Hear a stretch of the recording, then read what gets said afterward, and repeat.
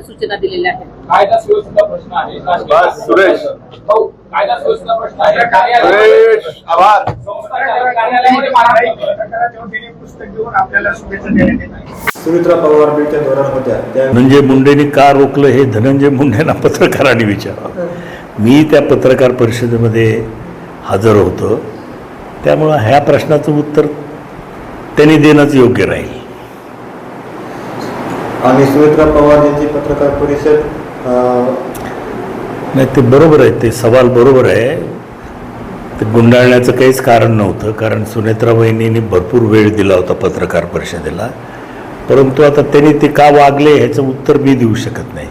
किमान इथून पुढच्या पत्रकार परिषदेला त्यांनी तसं वागू नये अशी अपेक्षा त्यांच्याकडून मी ठेवतो.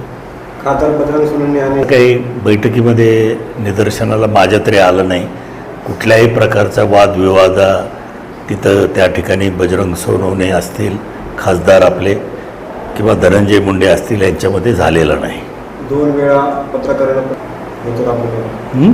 काय वागले, काय बोलले, पत्रकार परिषद त्यांनी गुंडाळायला लावली का नाही हे त्यांच्याकडनं पत्रकारांनी खुलासा घ्यावा.